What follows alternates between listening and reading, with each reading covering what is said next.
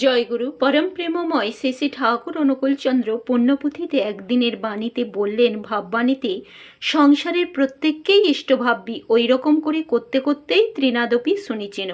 সব্বার কাছেই হরিকথা বলবি, নাম করতে করতে কামিনী কাঞ্চনে আসক্তি সব খুলে পড়ে যায়। যে জায়গায় নাম কীর্তন হয় না সে জায়গা শ্মশান বলে জানবি। সহজ লোকে যেমন শ্মশান বলে ভয় পায়, নাম না করলে সেখানে যেতে পায় না। শ্মশানের ভূত তাড়ানোর মন্ত্র হরিনাম করতে করতে শ্মশানের ভূত পেত পর্যন্তই নাম করতে থাকি। হরে কৃষ্ণ নামে আদি ব্যাধি সব দূর, ভবরোগ দূর হয়, মুক্তি তার করতলে হয়।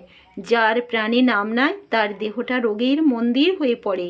তার সংসর্গে যারা আসে তারাও রোগা হয়ে পড়ে। যারা বোঝে সোজে, যাদের জ্ঞান আছে অথচ সংসার মধ্যে মত্ত হয়ে থাকে, তাদের বেশি পাপ অজ্ঞানের চেয়ে। তারা মুখে বলে আমার নয়, কিন্তু সবই আমার আমার। তারা নরকে ডুবায়। যারা যারা প্রাণে প্রাণে বিশ্বাস করে, প্রাণে প্রাণে ডুবে থাকে, তাদের সংসার অচল হয় না। ভগবান মাথায় করে তাদের খাদ্য সামগ্রী এনে থাকে। তাদের পুত্র পৌত্রাদি পর্যন্ত সুখে থাকে। যে স্ত্রী স্বামীকে ভগবানের দিকে যেতে দেয় না সে জানবি অসতী। তার সংসর্গে স্বামী সমেত মারা যায়। সৎ দিকে যে যেতে না দেয় সেই অসতী। ভগবানই সদ্বস্তু। নাম আর ভগবানে পৃথক নাই। নামকেই জানবি ভগবান বলে। ভক্তের হৃদয়ে ভগবান বাস করে। দেখ, যে মুখে বলে হরি হরি অথচ ভক্তের অপমান কানে শোনে চোখে দেখে, তাকে 3 লাথি মেরে তাড়িয়ে দিবি। লাথি দিবি তার স্বভাবকে, বুকে বুক দিয়ে তার আপদ বালাই দূর করে দিবি।